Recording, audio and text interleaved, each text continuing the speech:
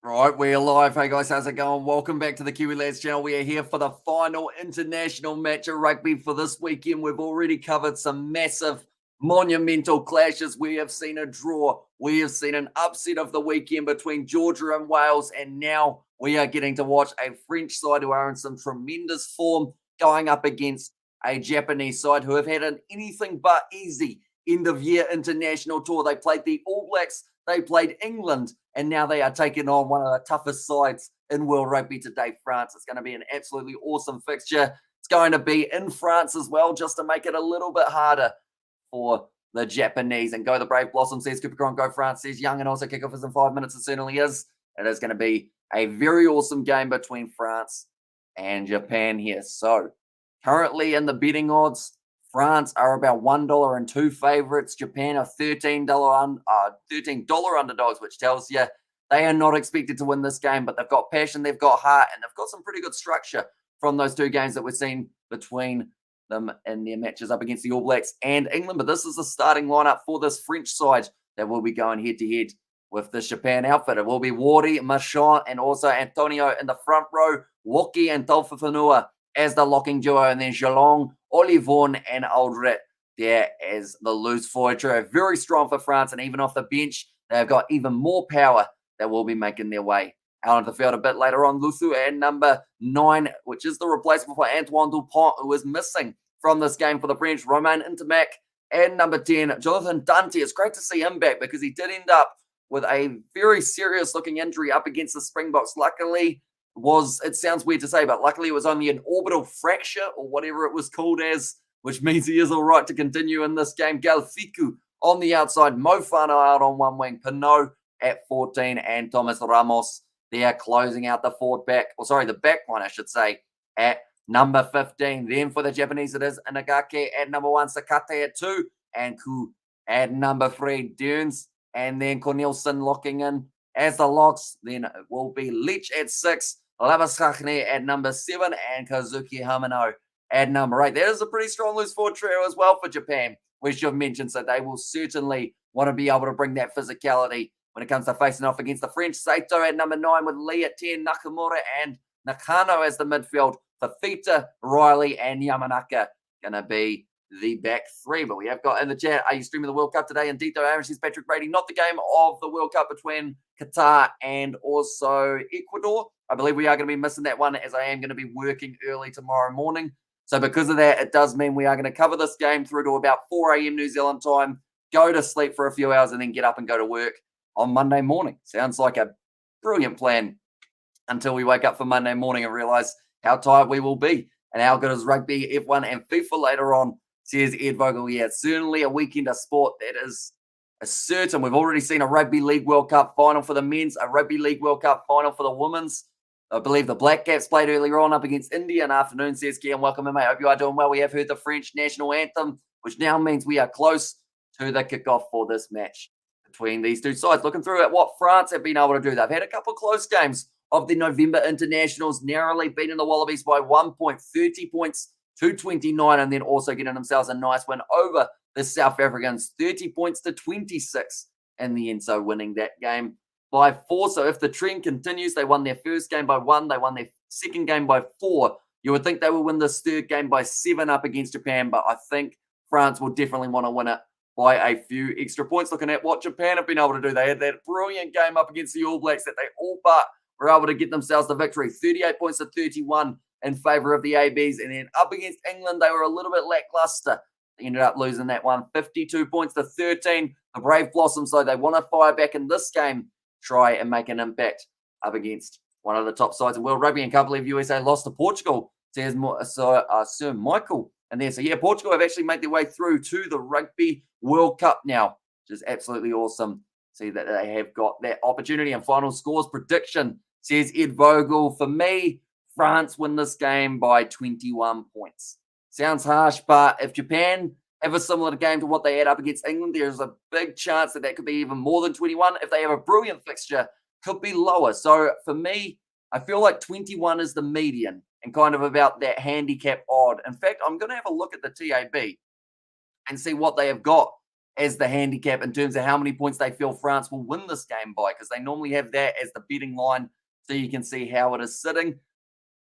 I'm not too sure whether or not it will be higher or lower than that. It says the match is about to start, and I believe they've actually taken away all betting options for this game between France and Japan, so that means we will not even know, I guess is the best way of describing it. Oh no, it's come back. They did find it, right? It's a decent drop kick there from someone. Not too sure who that lady was, but she has got a mean drop kick on it. Okay, the point start is actually 26.5 for France. So they feel that that is about par for how much it is going to be. And this one, and also I'm confused. I thought USA have a draw against Portugal. Points mattered, says Ed Vogel. And there, I believe, if I'm not wrong, Portugal, even before they played the USA, had almost qualified, hadn't they, with the amount of wins that they had? Or was I just hearing a rumor from people who were getting a bit ahead of themselves, perhaps? But it has been kicked off. Japan look to retain, but it's going to be taken nicely by Cameron Walkie. You know what to clean it up for the French. Now they are deep inside of their own 22. Luku rolling the ball back through Aldrich's legs. We'll be looking to put up the box kick and looking for the touchline. Doesn't find it, though. Taken nicely by Japan, and now they will have this ball inside of their own half. Now, they played a very good territory game early on up against the All Blacks, which is actually what helped them out massively. Breaking the line straight through here. Japan having a good cracker going through all the way to the try line. I believe it was Kazuki Himino. Now Saito goes across here nicely off to Lee. Backline movement here for the Japanese. Mofana makes the tackle there. Straight away, France have been put on the back foot by this strong attacking Brave Blossom side. Saito gives it back across there. Nice attacking run once again from Dylan Riley. Only 10 metres out from the line. That was rush defence. Julio Marchand offside. Now's Hamish says, Nate, welcome in, mate. Hope you are doing very well. Hope you are excited for this game. It seems like Japan have come to play, which is always good news. And I hope that they can continue that for the full length of the game. It's going to be going back for the initial penalty advantage in favour of the Japanese. And now they've got a good chance to get themselves the 3 points if they want it here. Oh, it looks like it's raining at the ground as well. I should mention just a little bit of wet weather around. Sounds a little bit like what it was like here today. It was flooding a little bit when me and George were out and about. I got up way too early today. I should have slept for a lot longer than I did. I managed to get about 6 hours sleep and I get about 4 hours sleep tonight, and then we are straight to work on Monday morning. Good fun. It's going to be a nice kick for the corner. And now 5 metres out, Japan going for the rolling maul. And that already tells you that they are looking at this game as pretty much one that they have to be aggressive in, or else they'll get themselves in a bit of trouble. Love an underdog. Come on, Japan. There's Paul Howard nicely taken at the front there for, I believe that would have been Cornelison. Now the rolling maul starts. So Sakate looking for it at the back, but they have gone back about 5 metres or so. Sakate, nice short ball there to Dylan Riley again. Hits it hard at the line, almost stolen by Geelong, and knock on there on the ground from Japan. I'll be disappointed with that. The Japanese. Cornelison.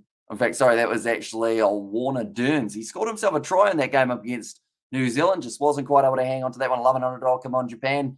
Says Paul Howard there. But yeah, it was a brilliant run up the middle from Himino. He thought he had the pace until he realised that he was a forward rather than a back, but he certainly packed a punch around the side of the breakdown. Like they're saying, a brilliant player, Kazuki Himino, and can just run all day, which is something exactly what you need when you are an underdog. And also beautiful day in Cape Town. Hamish, Kiwi lads, rocking live rugby again. I feel Japan could surprise. Says Ruth. They are giving out a whole almost 35 kgs or so, but they've managed to push forward a little bit, although now it's going sideways. That ground has been roughed up. They have literally dug a hole.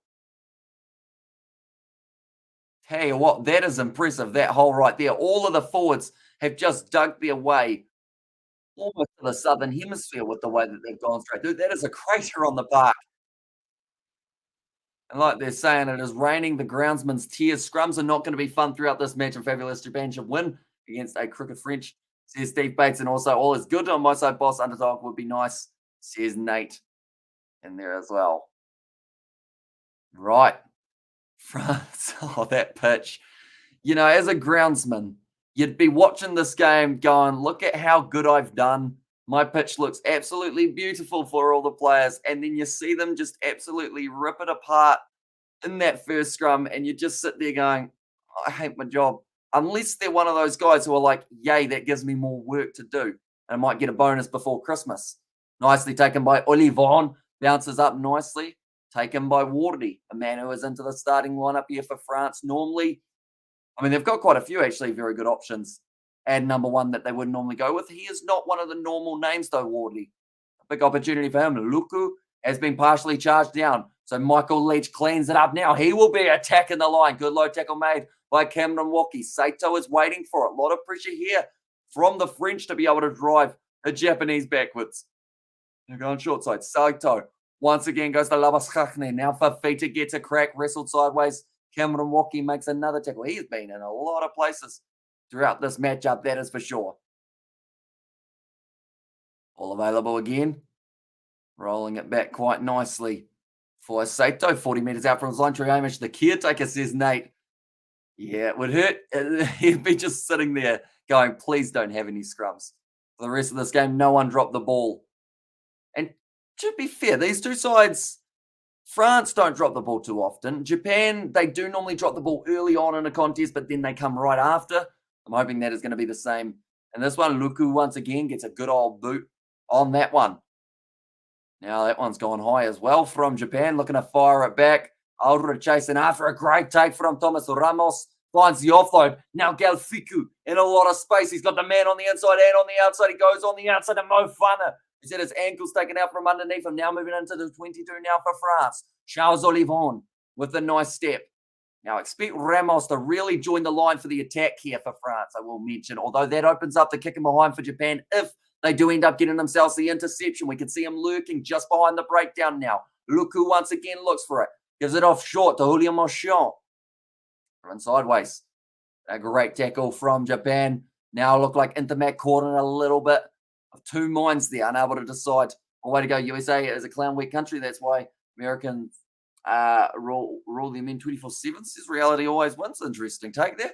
Now Galfiku almost makes his way through.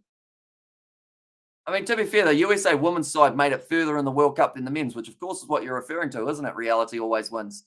This is a rugby stream. Now, Intermac goes back across, goes for the grubber in behind, waiting for that one to bounce. Damien Pinot, little bit of a mistake from Japan, and Pinot strikes first at the Toulouse Stadium. And who's your danger man for Japan, Hamish? Working, so listening in between, yikes, go, the Japanese says Ruth. So for me, I would say danger man for Japan is definitely Dylan Riley out on that right wing. He's one of the players who really stood up against the All Blacks. And also in that full pack, you'd probably go with either Himeno or Michael Leach. One of those two guys in the loose forward trio. They look like they're going to be going upstairs now for this one. It's absolutely bucketing down, though. Not the best weather for rugby. Probably the wettest game we've had of the afternoon. Go Japan. There's reality always wins. In there as well. Right, Pinot. So he kicks that one forward. A mistake from the fullback, Yamanaka. Now, I think Damien Pinot grounds that one easily. Got a decision. You may award the try, and Damien Pinot will be a very happy man at the moment. Wow. A century of points for Damien Pinot. That is a massive, massive accomplishment for that man. And it looks like Galfiku might have a little bit of an injury here, which is not what they would have liked to see. You know, they're putting his ankle back together with a lot of tape here. Now from the touchline, Thomas Ramos be lining up this kick. 14 meters out. He normally is very solid with them, which is why he'll probably miss this because I may have just jinxed him. Go to the commentator's curse. And he's left it out to the right-hand side. That is going to remain now at 5-0 in favour of the French. But it was a nice kick in behind from Intermac. And just managed to grubber it forward. It was an awkward bouncing ball. Damien Pinot able to follow it up. Attacking style from the French is always hard to master. Always hard to counter as well, as they are now finding. But it is going to be a drop kick kickoff now for Japan. They're going long, deep into the 22. Nicely taken by Gregory Aldrit. And the big man starts to charge at the line. It's going to be available for Luku to once again look for that box kick. France will be playing a little bit of their own territory game in this matchup. And to kick it down the middle of the field, Japan. What the F was that defense? My 6-year-old could do a better job, says Paul. Yeah, unfortunately, the worst thing is Yamanaka was back there to clean up that ball, but he did end up fumbling it, which then just gave Damien Pinot pretty much the freebie to be able to run it in. And with a guy who's now brought up 100 points for Les Bleus, you cannot afford to give him any sniff of the try line, or else he will make the absolute most of it. Kicked him behind from Japan now. Be taken right on the 22 by Romain Intermac, goes back across. Now Ramos tries to go up the middle. Shut down pretty well in that tackle by, I believe it would have been Inagaki.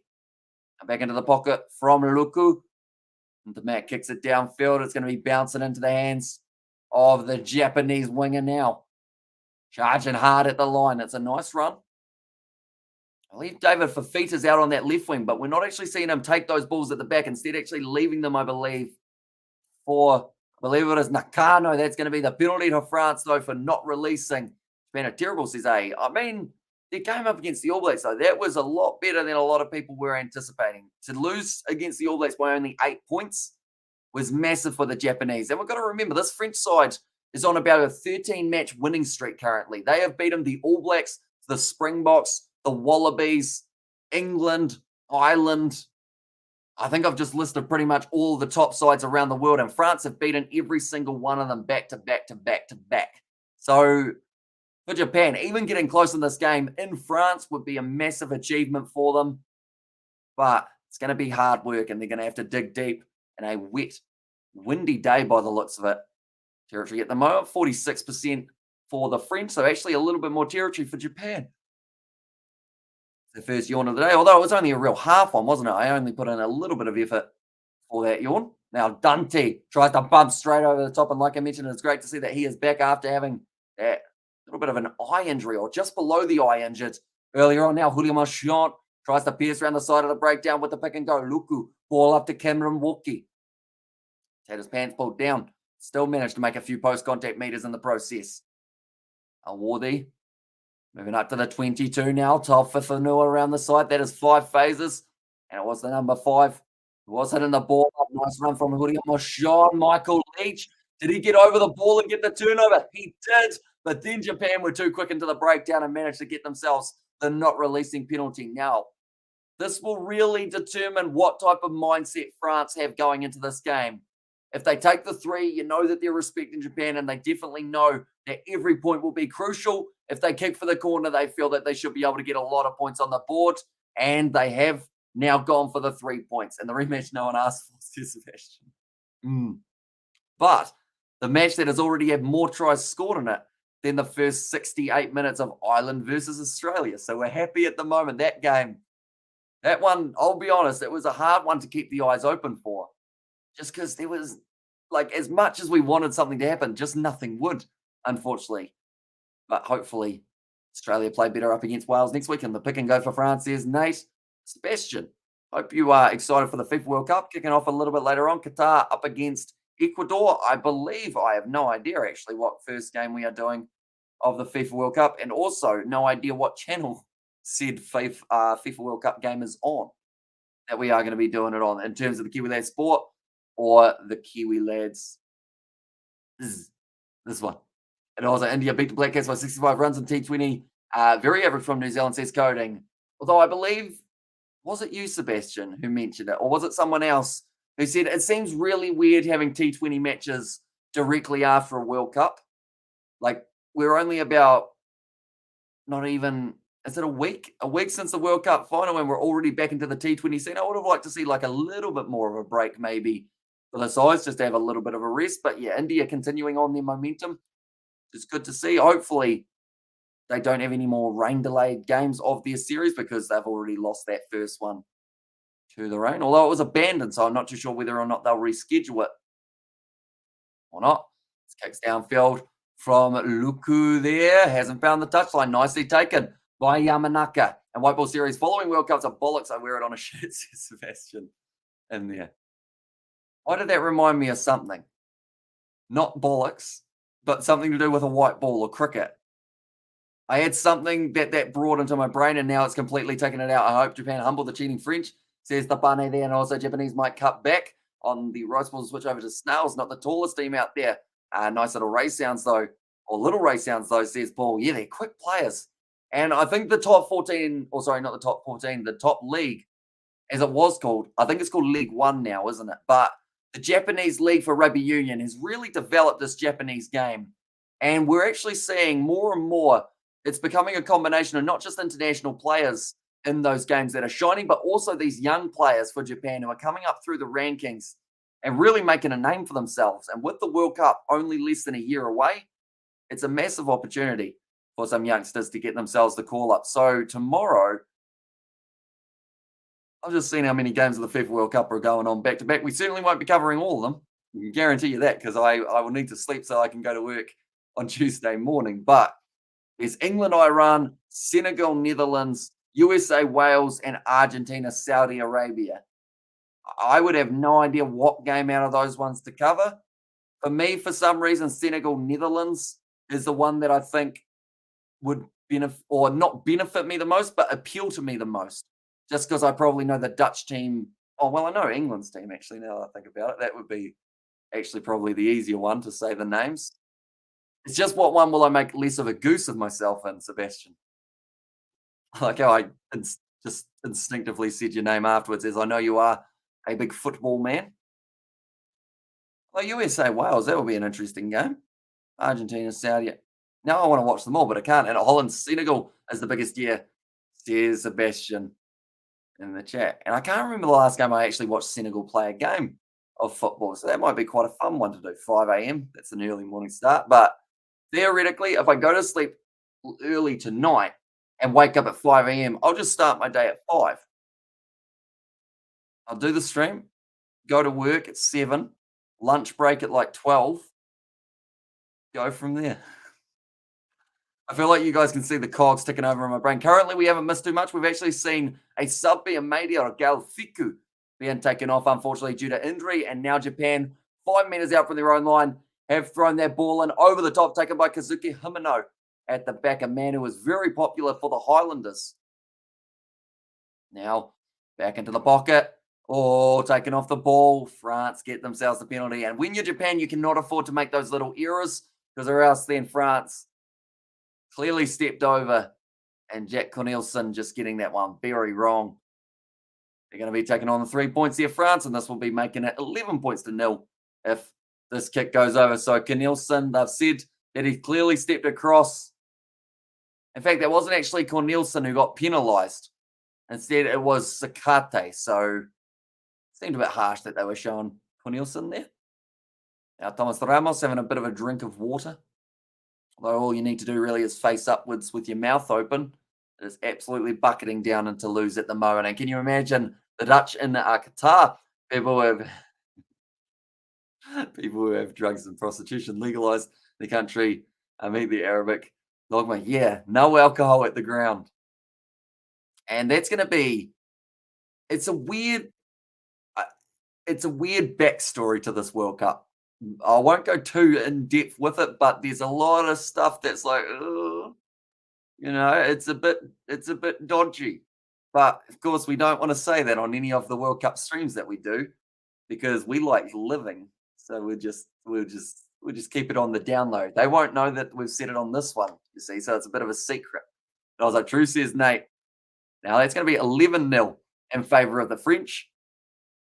Thomas Ramos adding some more points on the board for Les Bleus. They're just checking on the ankle of Galfiku, but I don't believe he'll be continuing this match. Oh, Aldrit is a bit of a juggle, but it does go backwards to the hands of Julio Marchand. Now Aldrit around the side. Pearson now, the number 8. He's got men in support. Sells the dummy, still going himself. Decided he wanted to score a full-field try. Luku with a terrible pass. Dante with the knock-on in the process. Japan kick it way back down the field.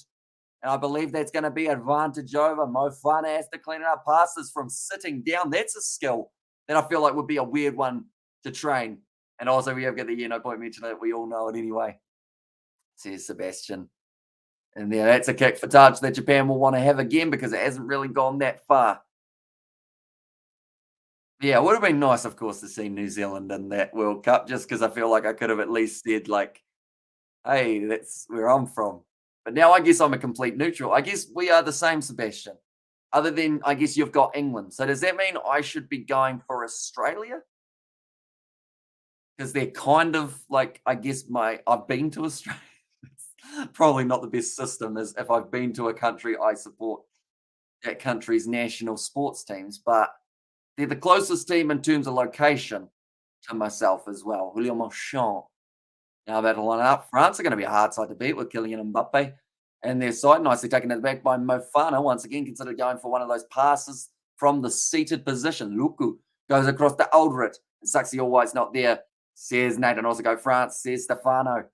Yeah, and already having a very good start to the match. Back into the pocket. I thought they were going for a drop kick there. I was thinking maybe a bit early to be trying that. It's nicely taken by Japan. They call for the mark. He kicks it way back downfield, Yamanaka, but it's nicely covered by Romain Intermac. Now looking to break through the line. Nice slow tackle made by Japan. Counter ruck as well. And now the Japanese able to take that ball. Nice soft load up to the 22. You won't be supporting Costa Rica, I'll tell you that much, says Sebastian. Yeah, that game was a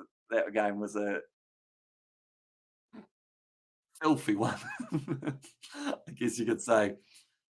Like, I think that was the worst. Like, in terms of, I haven't watched a lot of football lately.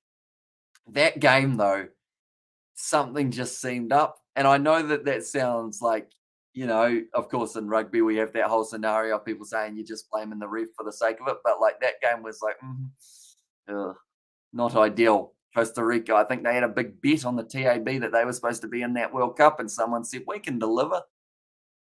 Japan, though, having another penalty in their favour now. In fact, I believe that's the second that they've had. That time it was like against Anthony Geelong.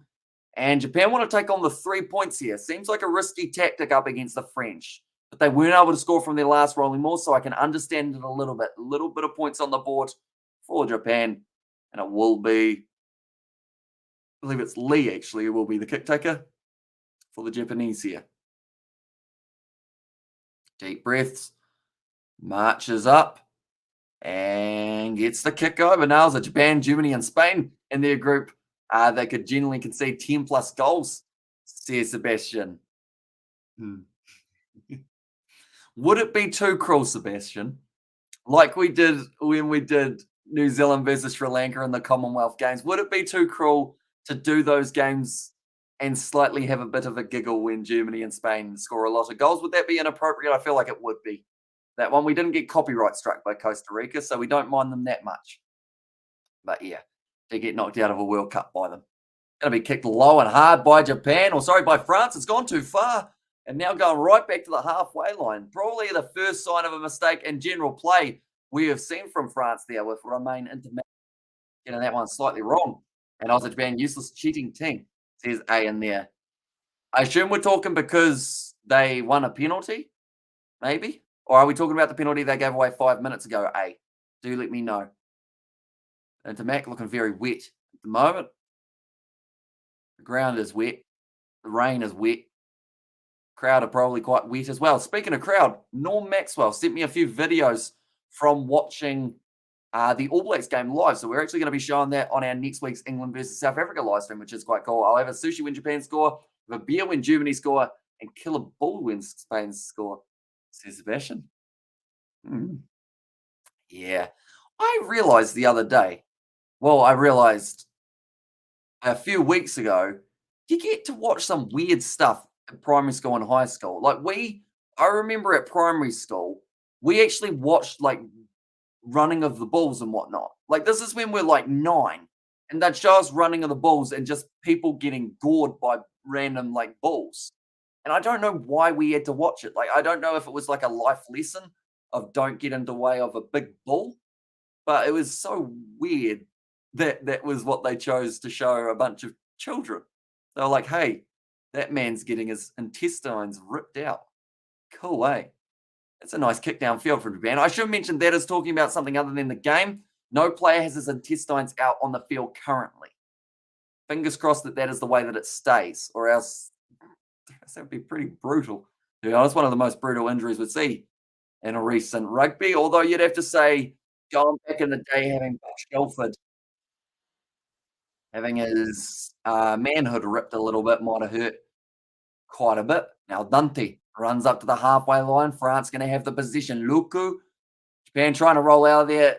I'm glad they didn't give away that penalty because at the end of the day, he just couldn't go anywhere. Dante was lying on his legs. Now Luku puts it high. Japan going to be taking this one inside of their 22 mark is the big call from Fafita, who now boots it downfield straight into the hands of Romain Intermac, who has a bit of a juggle in the process of catching it. Now Thomas Ramos goes for the kick in behind. Nicely taken by Japan. Territory game. They do seem to be losing it at the moment, Japan, but now a nice attack and run. Dylan Riley, ball on the outside, down the wing, good step. And Sekou Makalu tries to push him out. He's done well. And it will now be a line out in favour of France. Once again, I can't believe we're already 24 minutes through this game. It has been absolutely flying by compared to some of the internationals we have seen this weekend. Like Australia-Ireland second half felt like the slowest thing we had ever watched in a rugby game. Yeah, Sekou Makalu takes him down, then just says, hey, you're in the field of play. You're not supposed to be here. We'll just drag you across and put you into touch. So that is actually who they brought on.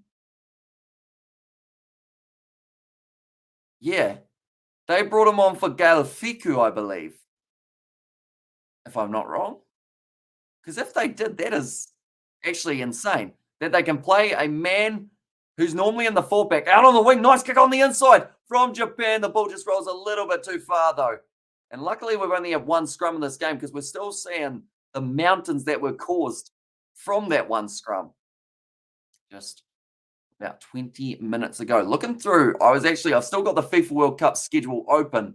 On the second day, they have got 4 matches all taking place in a row once again. It will be Denmark, Tunisia, Mexico, Poland, France, Australia, and Morocco, Croatia. That's actually a good day of watching. Might have to consider. See, it's such a hard one with time zones, though, because I want to watch all of the games, but I also remember that I should sleep at some point, which is kind of my second reaction when there's a hyper sport on. And it was taken back by Japan, unfortunately, so another little mistake there. Just showing Cameron Walkie using those massive long arms. I managed to avoid another yawn. I feel like I'm getting pretty good at that. Just for tonight anyway. Okay, 7 in the line out. To be thrown in now. Nicely taken at the front by Charles Olivon. And to use this rolling ball, Japan defending it pretty well at the back, though. Now it starts to creep here for the French. It looks like they're just methodically trying to break their way forward just a little bit further. Cameron Walkie at the front. They've got to be careful not to truck and trailer here, so they decide to use it. Now offload it up. Nice work in the end. Somehow able to hang on to that was Intermac while he was still being tackled in the process. Oh, Dante's done the same, but he's knocked it back still on the side of France. Now Ramos runs it in behind, breaking the line, almost able to slip through, but he has to offload to Damien Pinot, who slips over as well at the moment. I feel like France are almost getting tackled more by themselves rather than the opposition. And the matches in Romania start at 12 p.m., 3 p.m., 6 p.m., 9 p.m. As I mentioned on the previous game, I come back home to watch the World Cup with my old man. He's so happy, says Sebastian. I feel like that's almost like that's the perfect time zone, isn't it? In a way. Like you get to go to sleep at 11 p.m. after all the games have taken place. You get to wake up at worst, I guess you could say lunchtime the next day. That would be a long sleep. But you got plenty of time to be able to pretty much rest throughout the night, wake up when it's daytime, and just get to watch even more sport as well. I feel like, this is a question for you, Sebastian. You mentioned about how you and your old man are going to be watching the games together. Are you watching every single match, or do you think you'll kind of pick and choose what games you're watching on each day? Because if you guys are sitting there from 12 to pretty much 11 each day, that is huge commitment. And I hugely respect it because, I mean, I know what it's like to sit on a chair for a lot of hours. Hopefully Japan win, I wish. Here's Alex going. It looks like a little bit of an injury here, unfortunately, for Jiwangu. Hopefully he's going to be okay. Tony Brown just taking a few notes. One of his electronic pads. He's got a nice Apple Watch there, the man. Man must be paying quite well for the coaching role. He's currently got, he looks like he's left the sticker on the front of his headgear. Looking at that one, but Going to be just a little bit of stoppage time here for a little bit of, I guess you could say, a little bit of wear and tear for both sides. Looks like they are just about to be ready to go once again. The line is yours. And also, we can only watch the 6 p.m. and 9 p.m. games together. I still have to do stuff for work from 9 to 5, says Sebastian. And there as well. Makes sense, seeing as it is during the week as well, isn't it? Yeah, even 2 games a day. Gonna be all nicely done by France. They're gonna get themselves another free kick. But yeah, it's gonna be a good bonding time for the two of you. George is actually, he's very keen on going fishing now with myself. Like, and Daniel, if we can get Daniel out to the ocean as well. So I feel like it's one of those ones that I couldn't imagine George being much of a fisherman, even though he's gone like river fishing before. He's gone fishing for salmon and whatnot. But like when you see George and you see how hectic's an interesting word for it, but like how energetic he is, you think of him sitting in one spot trying to fish would be him out of his element. But yeah, he's quite keen on seeing whether or not we can actually catch some fish. And also what's happening in the game. Sorry, they had a bit of injury time. And now France have gone for their line out. Sorry, I got distracted by fish, didn't I? Do you like a bit of fishing, Del Jones? Do let me know. Now, it's going to be Julien Marchand with the ball now 15 metres out from the line for France. Luku being told to use it once at the back here. They're slowly creeping a little bit closer, only 10 metres out. Make that 5. Still creeping. That's gone down in Japan. Have been able to defend it very well. They didn't end up giving away the advantage. Now, it is going to be Julien Marchand once again, hitting it up at the line. Aldrit, the La Rochelle representative, a side who came a long way in the last couple of years.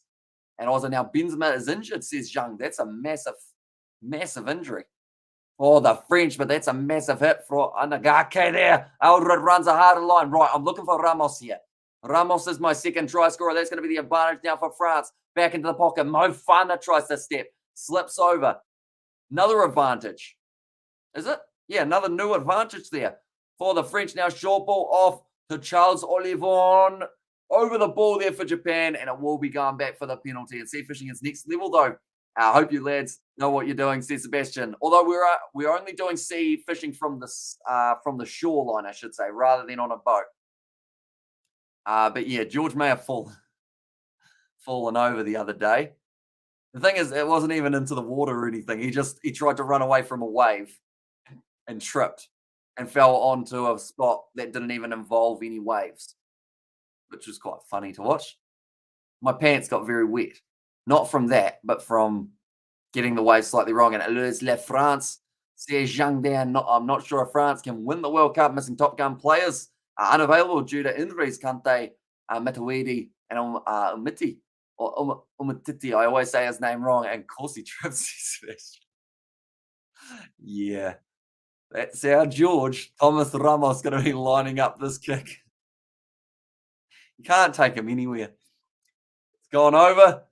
And that will make the score now 14 points to 3 in favour of the French. It reminds me of an old school hide and seek video we filmed way back in the day. And he fell over in that as well. I feel like he's got a very good skill of falling over. He just tries to run too fast and it doesn't work for him. And also yesterday was my 100th Island game. Not great, but at least we won, says James Cody. Not the best game to watch. I guess the last few minutes would have been quite nice, though. See some tries, but hopefully you did enjoy it, James. 100 games is a huge achievement for anyone. Be able to play in or even watch alongside as well. But now Luku. It's the ball up high. Jeez, he's got some distance on that. Nicely taken to the back once again by Yamanaka. It's the ball up extra high there. Dylan Riley considered going for it. It hasn't quite worked out. It's going to be a little knock on there from France. And Japan will have themselves a scrum feed. And the groundsman will be sitting there going, no, no, no. I've only just thought about how I'm going to fix that last massive divot. And now there's going to be a new one near the halfway line. Clearly accidental, the referee said to one of the players for something that they were asking about. And I say, what up? Says it Denny. Welcome in. Hope you are doing very well at the moment. I have to say, there is a lot of sport coming up in the near future. I am not sure how I am going to balance the sport, the work, and also the sport. Did I say this? I said the sport twice, but that's how much sport is on. I meant the sport, the work, and the sleep was the other one that I was going to be trying to have in there. But yeah, it's going to be exciting. FIFA World Cup, it goes through till December 19th, I do see. So it's not too bad overall. It's going to be, how many weeks is that? About a month or so. I don't know why I'm here. It's on TV. Stupid Amichis, everybody says young. Yeah, so I'll see you later, young. Hope you do enjoy the game. Currently 8 minutes left. And it's on. Also, I should mention anyone who does want to watch it, it's on Amazon Prime if you got yourself a free trial, but you do have to be in the UK to be able to watch it. Now, the France crowd really getting in behind their side here. Japan, 40 meters out from the line. They're going to have themselves a scrum feed. I hope the ground doesn't get torn up the way that it just did. For the last scrum, that's going to be, once again, another scrum reset. And a piece of the, or a piece from the groundsman's heart must come off after each scrum. Yeah. Like, it got destroyed after that first one. Like, there were literally manholes, or I guess the best way of describing them is pretty much craters just straight down. And every boot was causing one. And France will win the game 30 points to 20. Says come in. And I feel like a scoreline like that, France, they would be relatively happy to get themselves the win. But I think Japan would also be pretty happy with a 30 to 20 scoreline up against France. They are number 2 in the world rankings. Japan are sitting about 10th or so, maybe a little bit lower if I'm not wrong at the moment. Nice little backline movement here, though, for the French. Linking up nicely. Ball on the outside. Dylan Riley now moves up to 25 meters out. Back across here for Japan. It's going to be a knock ball. They've said it's gone backwards, and it's gone backwards twice. Taufifenua knocked that ball on, but they're going to say it's play on just for now. And just got up as the weather bad. Yeah, unfortunately, it is raining. Wet conditions. I don't think there's too much wind, luckily, but yeah, still very wet conditions for them in France. That's a good clearing kick, but it hasn't found touch. They'll remain into Mac. They're kicking that one back up high. Taken nicely by Dylan Riley, the man who I said was going to be one to watch out for. And also, if Japan fight like in the New Zealand game, I will get so shocked, says Atene. Nice shot there on France. Luku. Now Antonio offloads it back. That is very good skill from a number 3. Now Cameron Walkie goes off to Sekou Makalu. Tried to go for the kick in behind, but it was partially charged by a Japanese player. And by that, I mean it hit his thigh and bounced into touch. Now France are going to have themselves another line out. Thomas Ramos, he's been looking very strong throughout the first 35 minutes of this matchup. Yes, they had the numbers on the outside. The fact that Sekou Makalu is looking to go for a kick just tells you he is not built like a normal forward.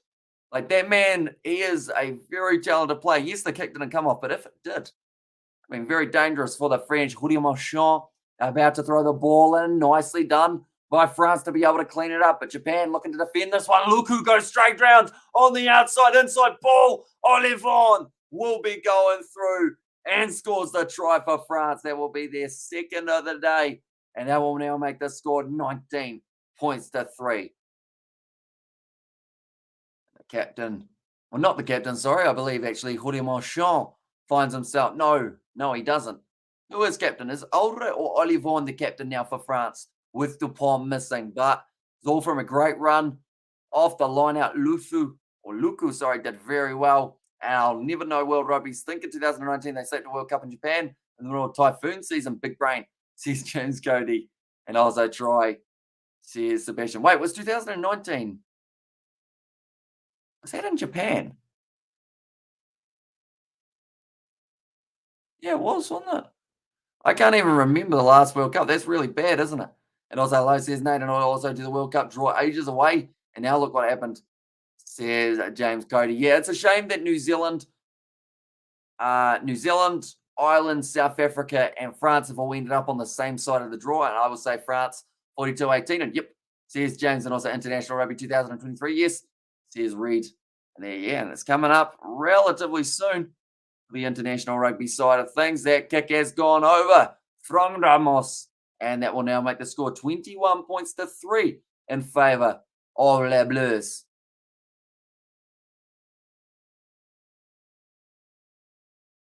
Yeah, Oli Vaughan. It was almost a last-ditch effort tackle from Japan, trying to stop that momentum, but France just a little bit too strong. And then also, yeah, it was in Japan 2019 when England and the All Blacks met in the never mind, says Sebastian. Mm. See, I think my problem is I've played too much Rugby Challenge 4, and that will sound weird to say, but I've played like so many career modes and everything that I keep on forgetting. Like, other than like All Blacks versus what do I remember? I remember All Blacks versus England, England versus South Africa in the final, and I remember that South Africa and New Zealand were in the same group. Other than that, for 2019, and I mean, of course, Australia, Wales, and Fiji, they were always in the same group. Other than that, my brain is kind of blank with what actually happened, which is bad. I think that was actually maybe because that was maybe about a year and a half before I got back into my rugby union. But I still ended up watching a few of those games of the World Cup, but probably not as, I guess, sufficient as we will for next year's World Cup. Like, we're going to be doing all the random games of the night that take place, even if it's like, I don't even know what a small game is because I enjoy all of them. Even if it's like Georgia versus who's another small team in their group, I don't even know. Georgia versus Samoa, are they in the same group? Probably not. But even if that's actually quite a good game, to be fair, quite a matchup. You know what I'm trying to say? I'm not saying it very well. I'm not using words. And I love Rugby World Cup 2011 game on the Xbox. Me and George actually played that game a little while ago on the Kiwi Lads Entertainment one. And you were just getting back into rugby, weren't you, said Sebastian? Yeah. So about 2019, I watched those World Cup games, but Super Rugby Aotearoa 2020, I think, was really when my rugby brain started ticking again. Do you even sleep, says JP? Not enough. I catch up on sleep during the week, but weekend-wise, I do not get a lot of sleep. Like, I was up for about 20 hours, then ended up sleeping for 5 hours. Then George came round, and we ended up going up the road 30 minutes or so to Timaru because he was in search of some chicken.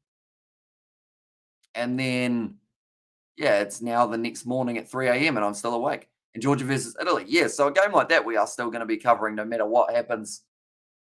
We are going to do every single game. And All Blacks practice rugby 2023. Yes, says Red. That's another penalty going the way of France. Now, that was 11 phases in a row for the Japanese. And yeah, I got you. I get your boss. I'm like, yeah, nah, but yeah, nah, or yeah, eight. Says no, yeah. All kick quickly from Thomas Ramos.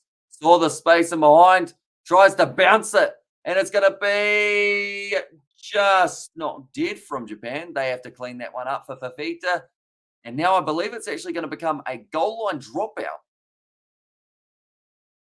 That's quite cheeky from Thomas Ramos there. Managing to get it way back down to the field. Goal line dropout's probably not the result that they were after in that situation. That was my biggest yawn of the day. And now it's just about halftime. Japan will be trying to look to get this ball into touch, close out the half, 21 points to 3 down, but France will think that they've still got a chance of getting one more try. Now Luku passes back across to the left, gives it to William Marchand, tries to duck under the tackle attempt, now around the side, Taufa Fanua, drives hard, Yui Antonio gets up. Quick recycling of the ball there. Cornelison almost managed to get himself through. Now Cameron Vorky has dropped the ball forward. That's going to be the end of the half. Why is the referee still waiting? He's decided to go back for the knock on now. And that will be halftime in this contest. Clearly knocked on. Hang on, they've said halftime, guys. Yeah, I was going to say we are sitting 41 minutes through the first half. Why 3 games for Ireland? Why can't they just go against France? Says Etienne in there. I assume you're talking for the November internationals. Pretty much the gist of the November ones are to play Northern versus Southern Hemisphere. So they will be playing up against France in the Six Nations next year. In fact, I can tell you the exact date that they will be playing in 2023. And that date for Ireland versus France will be Sunday, the 12th of February at 3:15 a.m. The fact that that's only 83 days away makes me realize how quick the years are going at the moment. How's this game going? Super French Frogs are doing well. Holiday had too many late nights, says Ruth.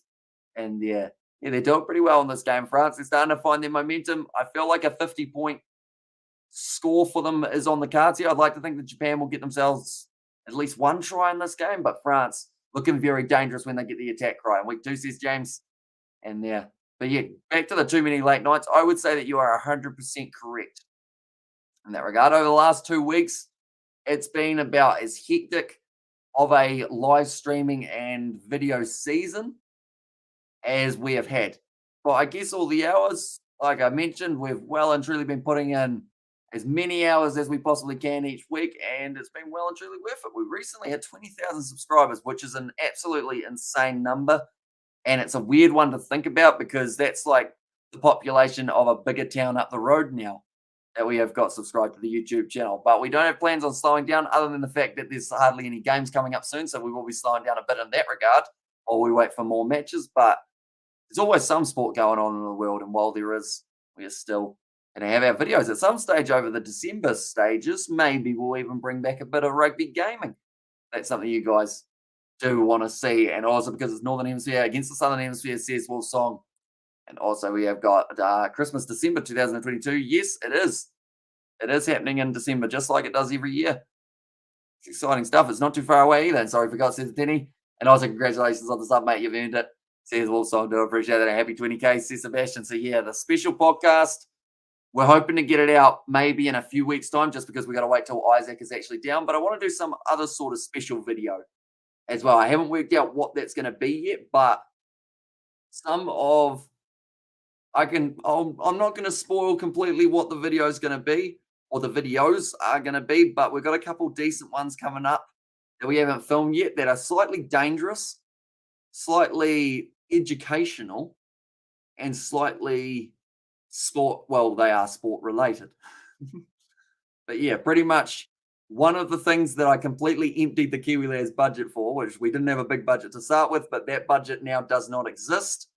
One of the things has arrived, so now we can start using that and try and up the quality of the videos as well. And also 2007, Wales lost to Italy, the World Cup. Wales didn't get it out of the group with Italy or with Fiji. And Australia, says James, and also we get a hi, says Amelia, welcome in. Hope you are doing very well.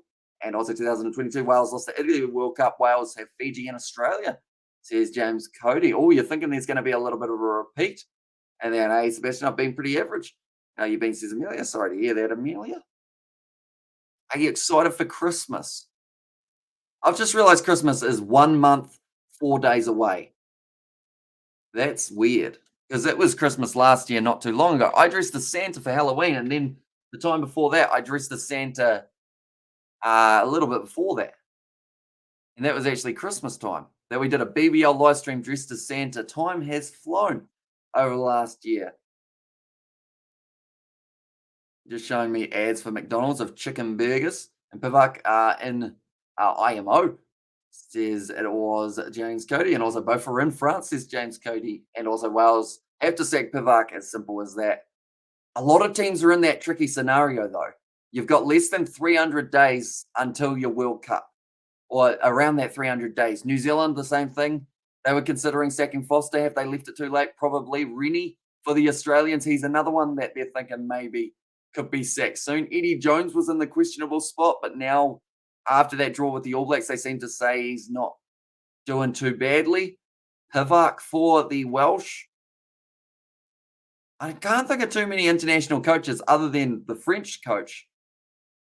I think that have actually got a safe job. And maybe the Italian coach to an extent. You'd say he's doing pretty well. He won Canada versus Namibia. It was Canada in the end, 43 points to 37, I believe it was, for the score of that game. And also, I'm a bit excited for Christmas, but it also means I've got a buttload of Christmas edits to make for Virgin River, says Amelia. And also, we have got, will you cover the box versus England next week, Hamish? Will be a fiery match. We certainly will be. And then alongside that, we have got Wales versus Australia as well, but also Virgin River Season 5 wraps up filming either today or tomorrow, says Amelia. And yeah, Hamish, once the French get a sniff of that open field and try line, they put a foot on the gas, and the Kiwi Lads are impartial and super exciting, says Ruth. And there as well. Oh, they're showing the highlights of New Zealand versus Scotland. They're just showing how well New Zealand started that match. They also started up against England well. Finishing the match, though, not so much for that game. Currently just waiting for the second half to get underway. And also we have got a Virgin River should be Georgia. Mm, yeah. I think he wants to do some sort of video around fishing. I know. Let's just quickly make sure we split those two between them. And also, by the way, Hamish, who would be in your solid 23-man squad for 2023, including Ethan Blackadder? Yep. Ethan Blackadder is my 6. As soon as he comes back, I hope he doesn't get injured again. But if he is 100%, he's my 6. Unless they do want to go with Barrett at 6, that's the only other option I think that might work. Akiriwani, I think, is 250-50 at the moment. So if you can find some form, maybe you might have a decent chance. I've finally also started making some progress for next year. Applied for the TAFE.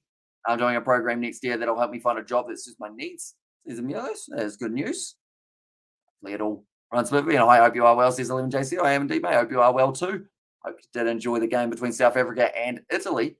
And also Ireland versus Australia. A couple of big matches that we did watch for the internationals. Sitting on the couch watching TWD. The I'm gonna get this. The West dog. The wet dog? What would the TWD?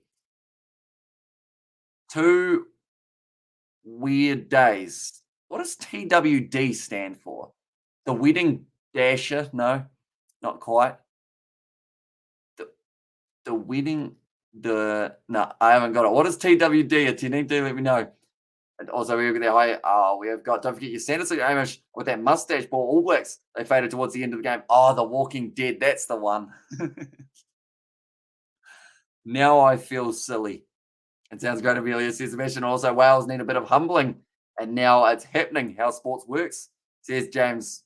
And also because of my fiery temper and other stuff, ideally the program will help me find a job that suits my needs, says Amelia. I just sneezed, which is something, of course, no one noticed. I had to clarify. Yes. Why are the All Blacks adding to their story at 3 a.m.? Oh, because they're in the Northern Hemisphere, aren't they? That makes sense. Sorry, I got confused there for a second. What'd they post? We will do a group viewing of the All Blacks story. Man, they posted a lot throughout the day, but they will not be happy with too much of it, I won't think. 34 seconds ago. Oh, Brody Retallick bringing up the 100 match. Probably not the one that he would have liked to remember. Oh, man, do you think Scott Robertson will join England after the World Cup? Apparently, he is on the England rugby shortlist to replace Jones. Well, me and Deb, we were actually talking about that earlier.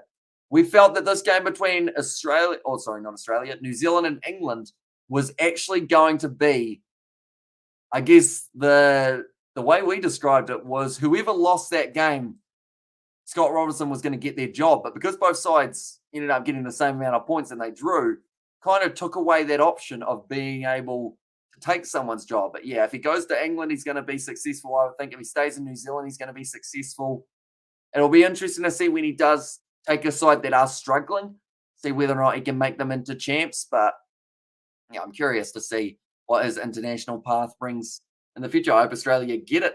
New Zealand don't want him, says 11J said. And I've also started a mental health program on Thursday. I was extremely anxious when I was there. It was until after dinner, or it wasn't until after dinner, and I had a fidget toy on me.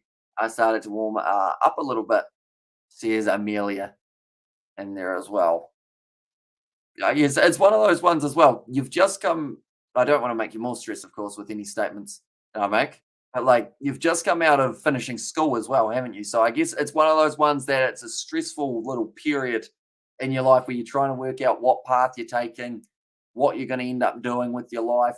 But just know you've got plenty of time to make those decisions. Like, you don't have to jump into the first job that comes about for you. In fact, a lot of adults end up having 10 jobs before they find the one that they actually stick with, believe it or not. And only one React clip on the Kiwi Lads React. Yeah, we need to get more up on that channel. George actually had a few filmed or a few edited that we have both done. Unfortunately, though, he's got this habit and it really annoys me. I've told him about this multiple times. He doesn't care, though. He pretty much, once he edits a video, he'll upload it on YouTube and then delete the editing, like the file off his computer. And also delete the files that he had of the recording as well. So pretty much once he's edited a video and uploaded it, there's no way of finding that ever again. unless you re-edit it if I've still got the backup. So pretty much what he'll do is if he takes it off YouTube, like he did with our like 4 or 5 reacts videos that we did, then when he takes them off, to get them again, we've got to edit the whole thing, which is unfortunate. And I also think as though it's on at like 6 p.m. at night. I have to travel from one side of Melbourne to the other because of SBAT. They refuse to let me take public transport, which annoys me because I need time for to listen to music. And this is Amelia. Last aptitude test I've done turned out that I'd be a great plumber and stepson. See, if I wasn't friends with George Sebastian, I wouldn't get that reference. But I get that reference now, and I feel, I feel like I'm less innocent, aren't I? And The Walking Dead, two wonderful dudes in there as well. And now poor Eddie in the frying pan. We'll see how the Bombies do against the Box, says Ruth. And also, did you see the Harlequins beat the Barbarians? Yeah, it was an absolutely. Did I just say that there was an absolutely incredible game? But it was. It was absolutely sensational. And the fact that it was a live on YouTube game that everyone got to watch, that actually reminds me that Bath are actually playing up against the Barbarians very, very soon.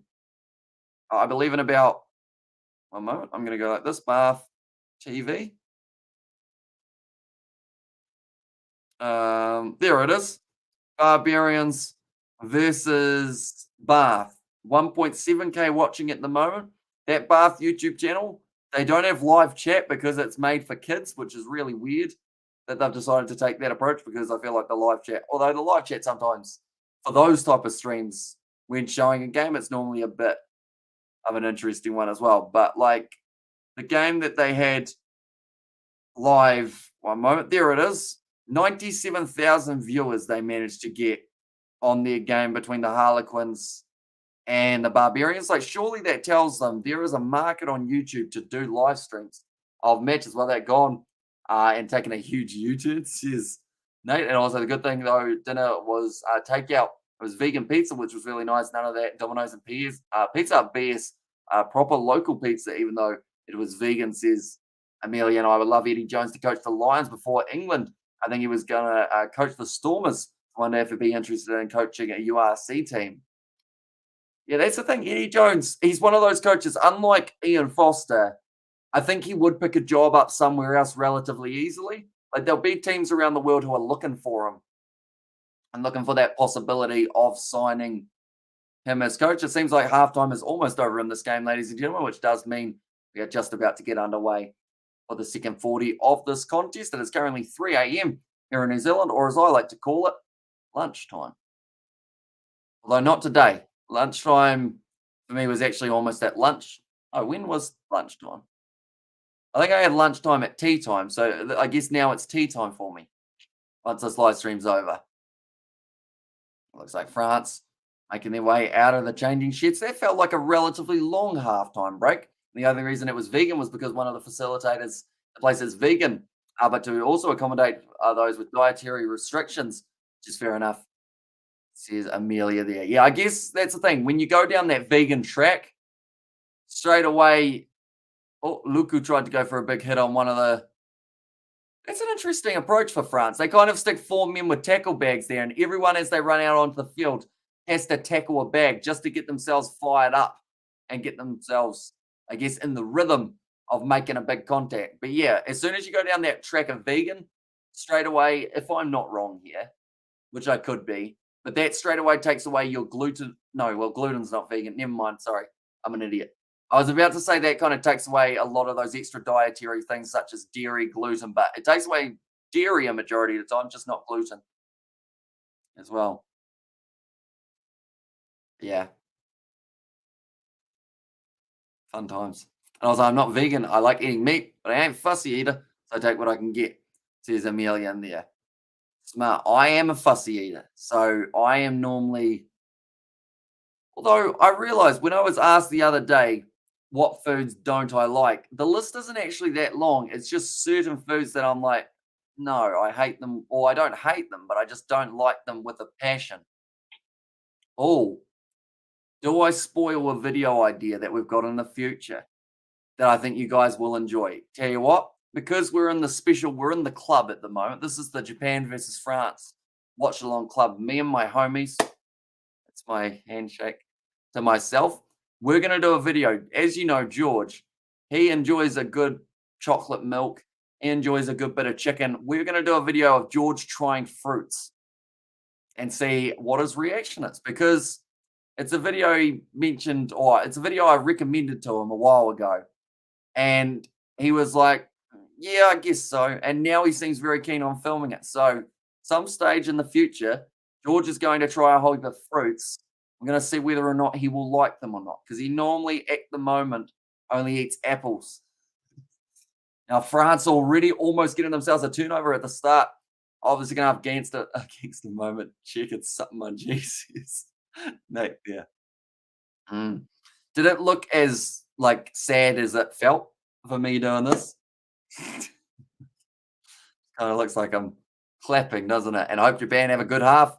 And what's weird is that when I was younger, I was fussy, and nowadays I just won't touch that plastic cheese stuff because that's nasty. That's the only food I won't touch. Says Amelia. Now Luku back into the pocket into Mac.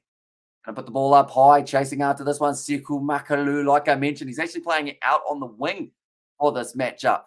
And also we've got to come on Japan. Hamish, what's going to happen in the second half? Is it French sprinting to the try line? Brian Adams' song. I'm going to run to you, try line. Says Ruth. I think, Japan might be trying to do that same song. Except now, great attack and run. Ball on the outside. And now Saito scores the try for Japan. There you go. That's a start to the second half that we weren't expecting. Does George eat apple pie? Ooh. I don't know whether he enjoys an apple pie or not, Nate.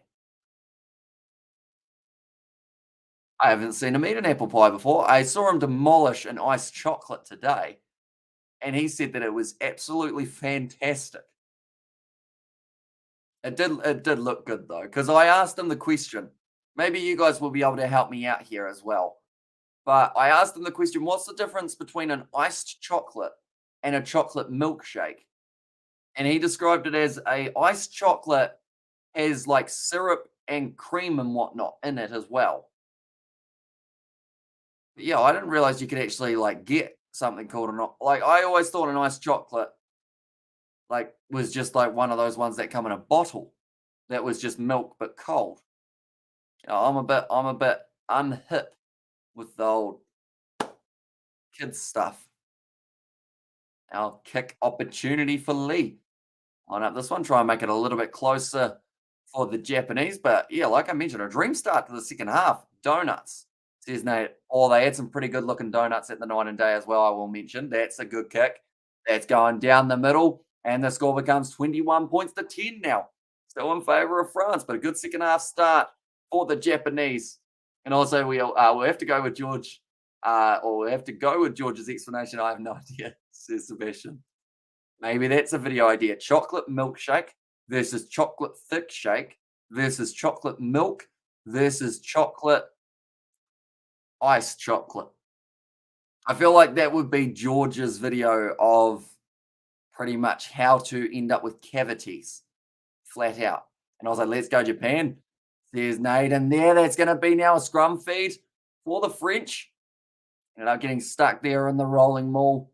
So Michael Leach might be a little bit hurt here. No, he was just trying to get back up. Yeah, he doesn't look too flashy, Michael Leach, though. He's hoping. His teammate didn't help him up. Yui Antonio was going to have to help him up. That was not nice work from Kazuki Himino. He pretty much just walked away from Leach, who was lying on his back. He had his hand up like this, going, someone help me. I need help up. And then no one did. So then he pretty much high-fived his own. And he just did a me. He did one of those. And then Yui Antonio tried to help him up. Let's go Japan, says Nate. I wish the scoreboard would also give Japan their try soon, but it doesn't look like it's going to. Have you ever tried peri peri or lemon herb toasted roasted chicken breasts, mashed potatoes, and roasted veggies? I have not. What did I make? I made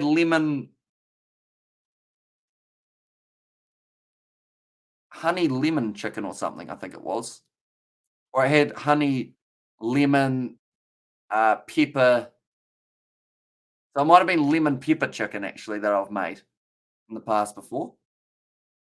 Believe it or not, I do some cooking sometimes.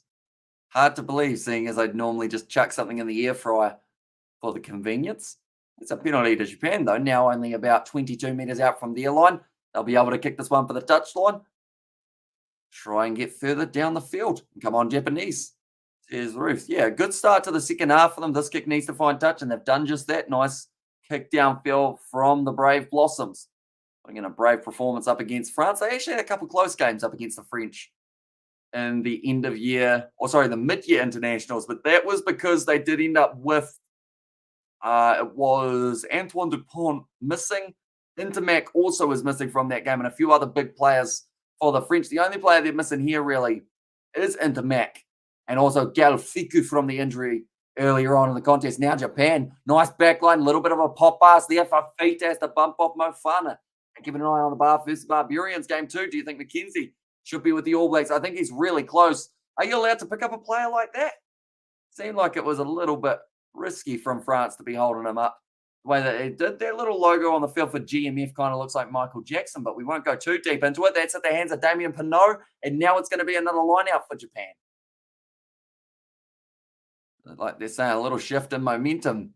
But yeah, I think Damien McKenzie, at the moment, he doesn't really have a spot in the side unless they start Barrett and Mo'unga. Then you've got him off the bench for me. But like the fact that they've misused Stephen Perafeta as well just makes me worried that they're going to misuse McKenzie when he makes his way back in there. So he might as well be playing for the Barbars and getting some minutes under his belt since the All Blacks now have finished the November internationals. That was Gregory Aldrich slipping over now. Luku once again going for the big kick in behind. Geez, he's got a bit of distance on that. Too long, is it? And it is too long, even though they're playing in Toulouse. That's a little bit of a... The commentator just stole my joke. He just said Toulon in Toulouse. And the worst thing is, because I'm 30 seconds behind, like some other people would have already had that joke made by him, and then they'll hear me say it and think that I stole it. Disappointed. Now Japan going to have themselves the scrum feed 40 meters out from the line. The worst thing is that's the only like French name pun that you can really go with, I think, for the game. I mean, and we were thinking on the same line. George and I are chocolate milkshake fans with chocolate ice cream for dessert, says Ruth. Yeah, he really does enjoy anything chocolate. Like you could literally give him, I've tried recommending him chocolate crickets for a video, but he hasn't quite come around to it. I think Sebastian's going to eat the crickets, though, aren't you, Sebastian, at some stage? Problem is trying to work out how to ship crickets from New Zealand to Romania without people thinking it's weird. I think that's impossible. And Hamish is not a pun thief, no. Normally we are the pun producer. It's a hard word to say after pun. Pun producer. Pun producer. That's what we're trying to do, not producer. What is the correct way of saying it? Producer or producer? Now that's got my brain thinking. Now the ball out the back for Japan. Saito, the try scorer for the Japanese, tries the wide cutout pass. It's gone straight into touch to Dylan Riley. Not able to get onto that one. And now Siku Makalu takes it short. Goes 5 meters. Referee wasn't watching. So they're going to have to go back now for it. Saito, like they're saying, he had a good plan in play. He just didn't tell anyone that he had that plan in order. Now 48 and a half minutes through the contest. There's some deep breaths starting to be taking place. A pun generator, pun creator, pun artist in there as well, says Sebastian. A punter? A punter, maybe? Fan on the line, that was a very vague look from the Japanese player, as if to say, I have no idea what you are telling me, but I will take a step back anyway. Waki now goes off to Luku. They got us now to Dante, who's at the 50 meters out. Luku back into the pocket. Romain Intermac. Now, this is a dangerous tactic at the moment for France because the more they kick the ball back into the hands of Japan, the more time they find themselves on defense, although they've been able to regather that kick. And also, which All Blacks are the best rappers? The Barretts or the Barrett Bros, says Contender. Okay. We can work on this, Contender. What other good puns have we got?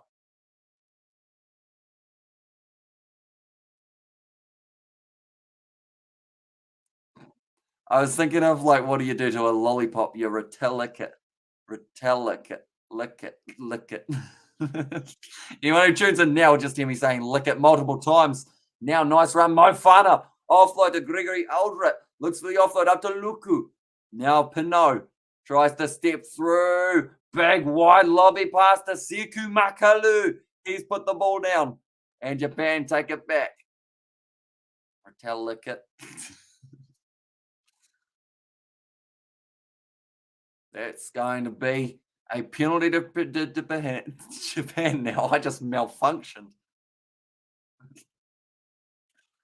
Nice work from the Brave Blossoms. They're still in this match. A try here gets them a little bit further back into the contest. They were $13 underdogs heading into the game. I'm not too sure what they're sitting at now, but I'm about to have a look.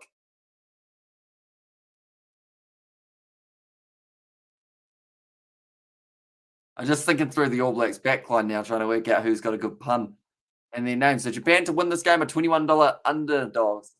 And also we have got their, what do you call it, All Black who loses their car, Carlos Spencer. I like that one better, Contender. I feel like that's a good one. Good one indeed. I feel like we're not going to come up with a much better one than that. Unless we can think of any other good ones.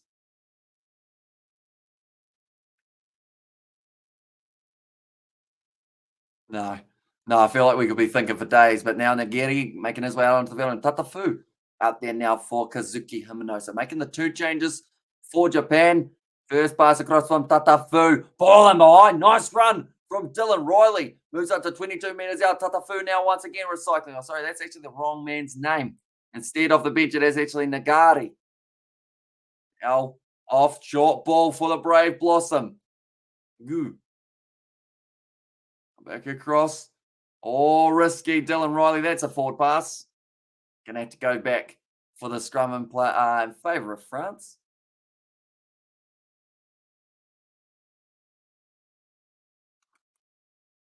Looked like there was maybe a little bit of obstruction from Tatafu as well with why that gap opened up for Dylan Riley. So they may have gone back to check that if they have make it that far. I just realised sentences are now not working for me in the second half.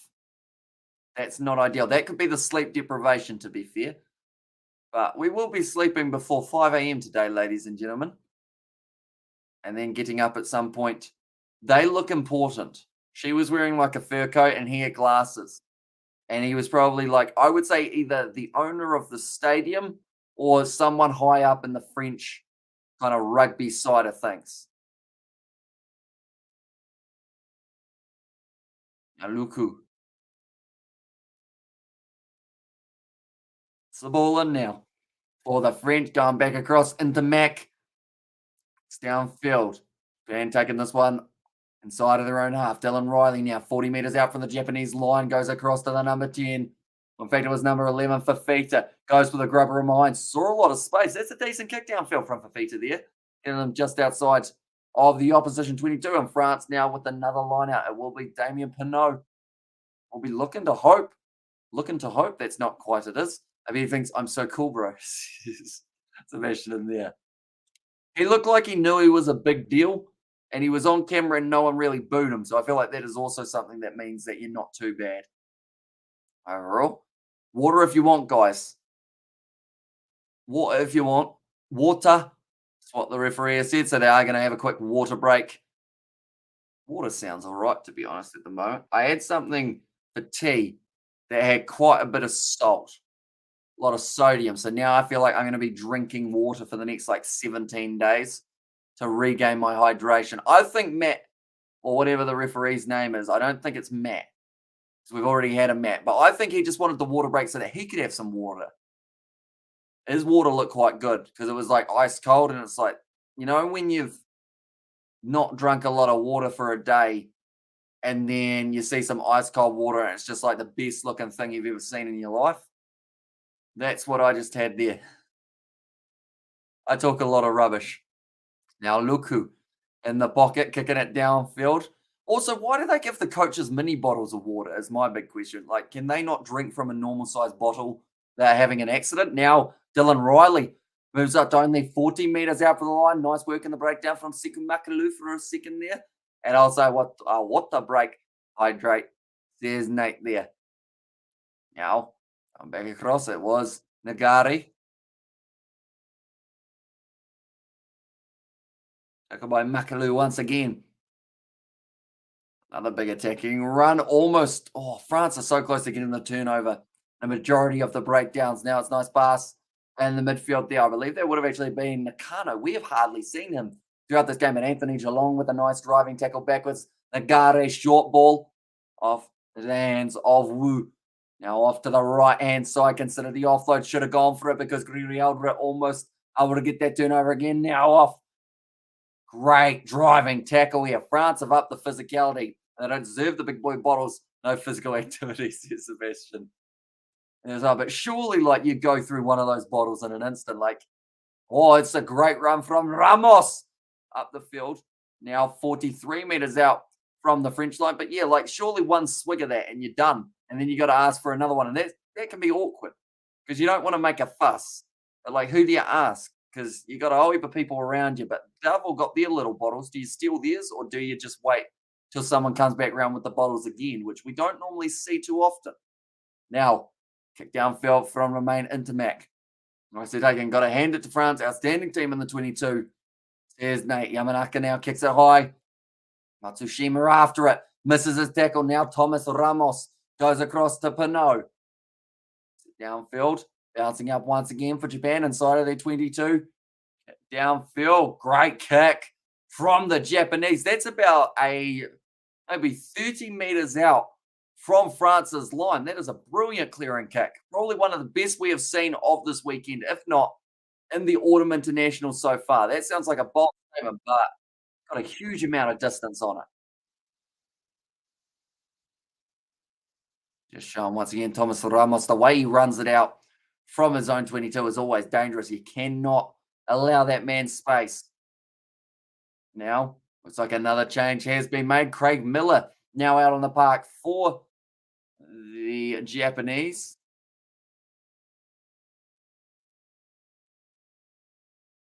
Nagake, the man who has gone off, nicely taken at the front for France. Ulrich back to Luku in the pocket. Gets the spiral kick going downfield, 40 out from their line. Now Japan with Fafita. Gonna crash it back hard at the line. Almost ended up taking out his own player in the process. Up to the halfway line now. Japan looking to use their back line with some nice structure here. Seku Makalu finds himself down the wing. Another good tackle, mate, has gone through the hands. Now, nicely cleaned up by Labaskakni. Still keeps it alive for Japan. 40 out from the French line now. Nice short run from Tatafu. This is great play from Japan. They're starting to put phases together, although that was great rush defense from Luku. Almost able to get that turnover. I've said that about 15 times for France, but every time a breakdown goes down, they're right there. They're pretty much one hand on the ball, one hand off it. I don't know why they went for the kick in behind there. Yes, it's going to find, actually, that's a pretty good kick. It's going to be 5 meters out from the French line. I take it back. Decent kick from Nagari, but I still would have liked to see a few more attacking phases perhaps before it, mainly because they were massively on the front foot there, Japan. They had France under pressure, but instead decided to kick it back down towards that corner. 56 and a half minutes through this game. Second half and first half have gone pretty quick in this match. I think the thing that went the slowest was actually half-time. Yeah, near perfect kick. Oh, Nagare looks like Intermac staying down a little bit longer. Might have a bit of a... Oh, yeah, he's got a cut on the nose. It looks like one of those ones that would just keep on bleeding and bleeding and bleeding. But Matthew Jalibert now making his way out onto the field right there. Jonia Romain Intermac. Oh, he ate the elbow. So he actually ended up cutting his own nose. Momentum flow is for the pick and go Japan.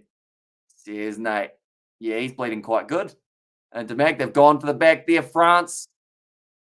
Ulrich moves up to 15 meters out. And now France will be able to go for the clearing kick, which is why I wasn't too happy about the kick.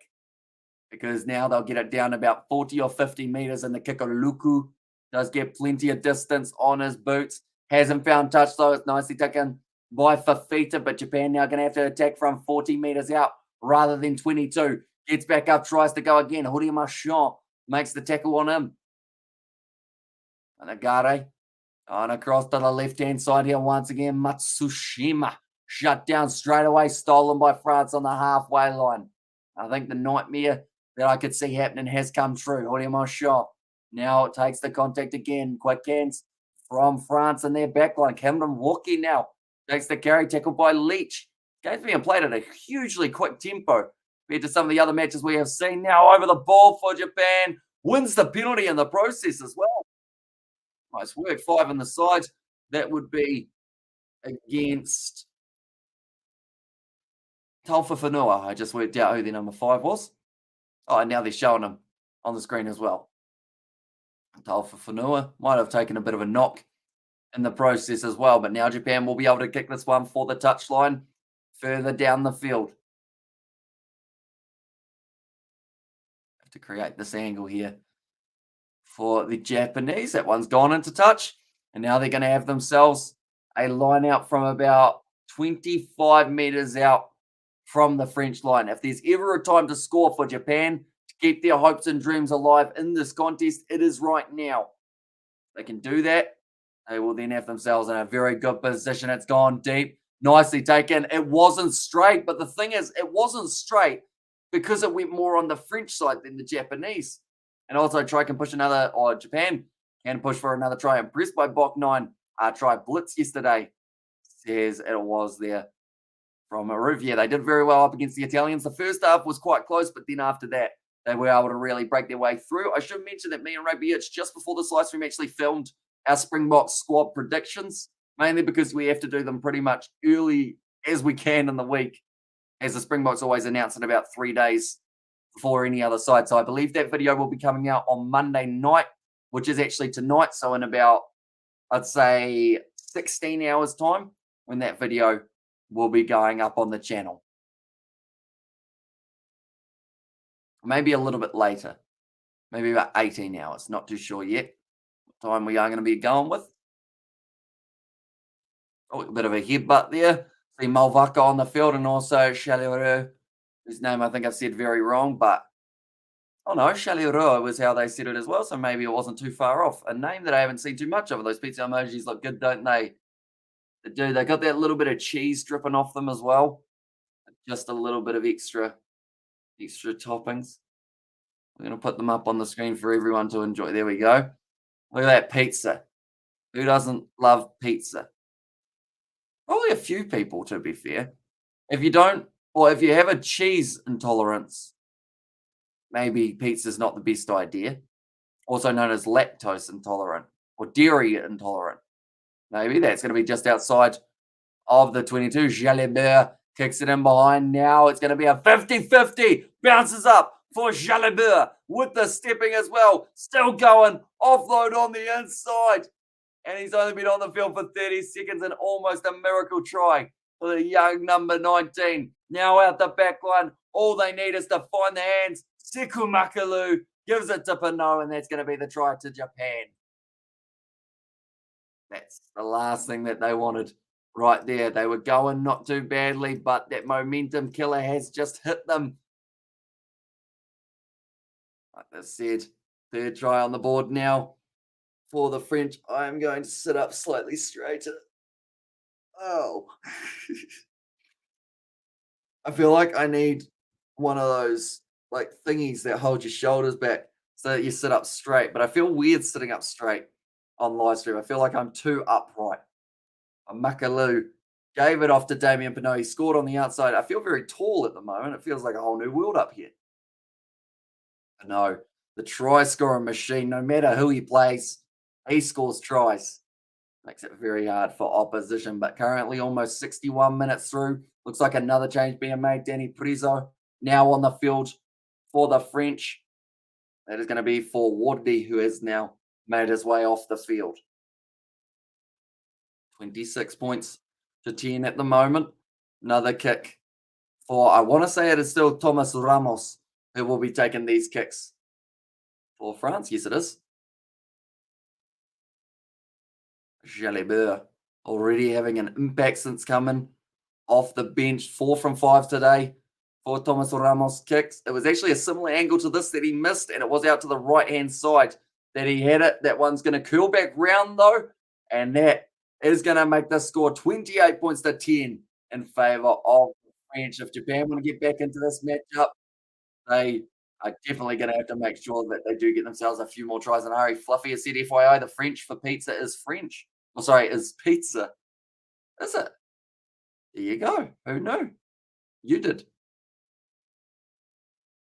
I guess pizza's pretty universal, isn't it?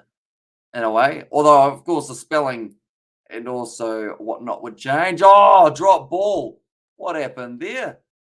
Gregory Aldra, unforced error. Very disappointed. It's actually going to become a free kick. Lost forward, offside in front, and it's actually going to be a penalty in favour of Japan there. Now, they will be looking to kick this one for the touchline here, Japan, which will then give them an attacking, rolling ball opportunity. We haven't seen them go for one of these since about the maybe third, fifth minute of the game, somewhere around there where they tried it last.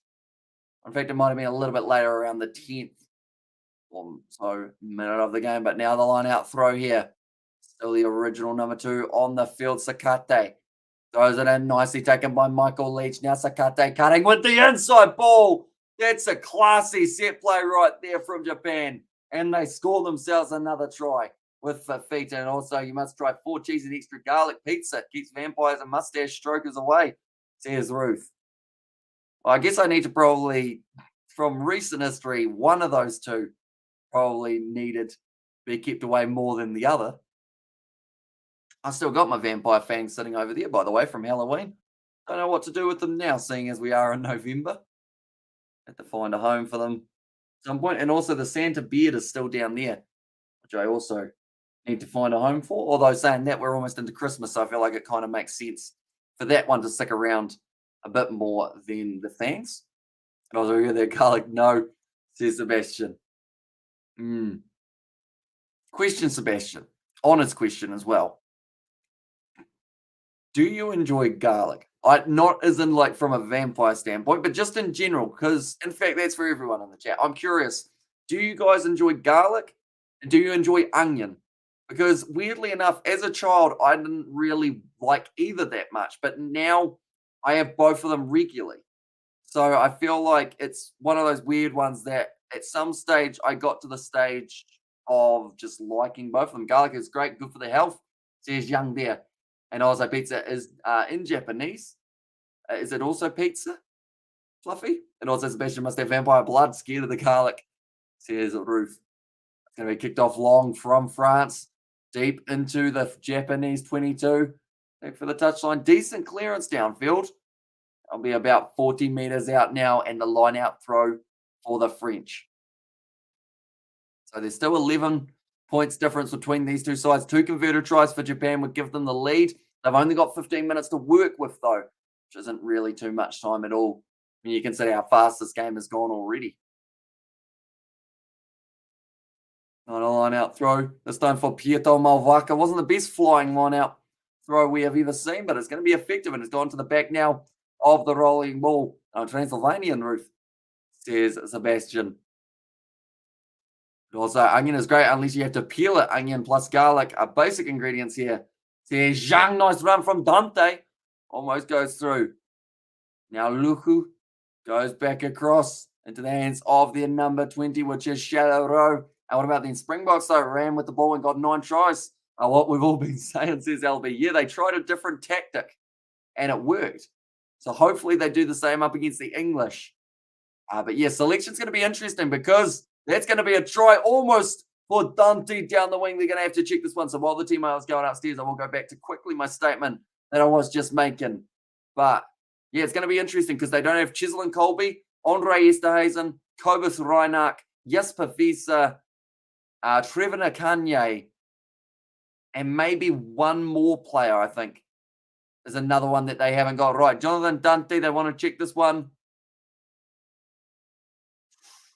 Right, the commentators have said that's a try, but I think they need to see it from the other angle. And it should be onion and garlic in almost every meal. Sorry. And says Devin, and also one more try.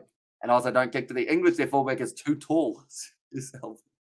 You're Freddie Stewart. He's a big man. Right, Dante went. for the dive here. His hands have to be quicker than the knee. It's going to be a 50-50. It's looking good for him. Oh, it's on the line, though. It's on the line. So I believe that's going to be a no try.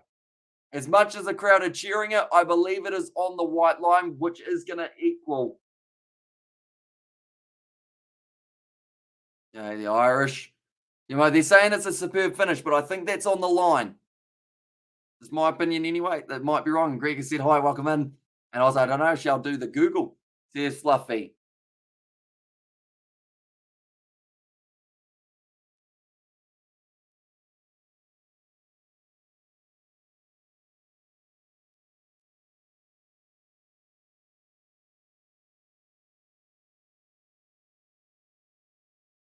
On the in goal. Pass of the ball touches the line. This is going to be a no try. So that's going to make the crowd very disappointed. That's not a bad score for Japan, to be honest. 11 points difference against the best defense in the world, says LB. And I was like, come on, Japan, says Alex Gaming. No try. The crowd are not happy with it. A no try, but worth the replay, says Young. Exactly right. Very well done. In the end, from the big man in Uber Pizza, says Nate, I wish we had Uber here. Sadly, we don't. The last time I had Uber was actually in Melbourne, and that was a fantastic time. So you just go, what do I want for tea? That'll do. Oh, she's not a happy little girl, is she? She wasn't happy with the no try for Jonathan Dunty one more.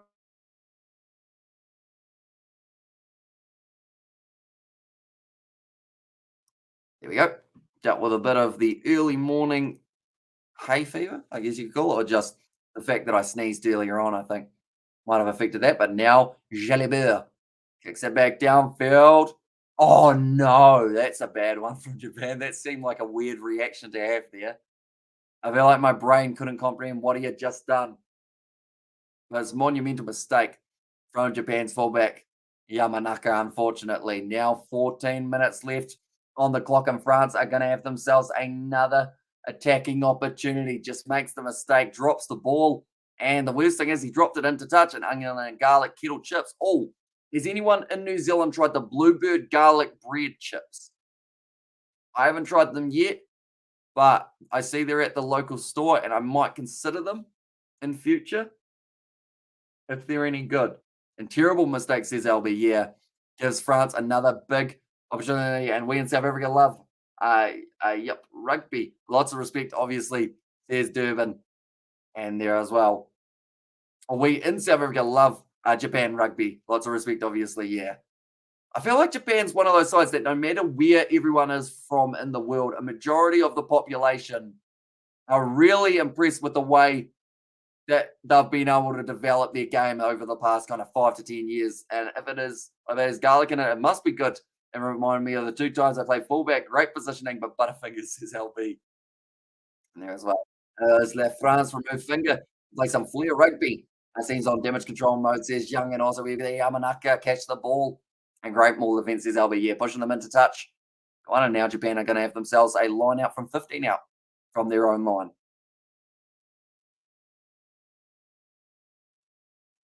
Gone up. Nicely taken by Cornelison. Back into the pocket. Lavaskachny. Almost getting that ball charge down. Pinot does well to just stay in the field of play. This is going to be an opportunity for France. So they've got a lot of open space to work with. Inside ball from Ramos. The Damien Pinot tried to get the Fendon. Jumping straight back up to the Japanese player's feet. Not able to quite get back up quick enough, though. Now going through. Jalibert. What a bit of an impact he's had off the bench when he's come on the field. That's going to be a knock on from France. Referee says play on. Cameron Waki now. Goes forward again. Jonathan Dante tries to go through. Nice low tackle made by Michael Leach and also favourite crisp flavour.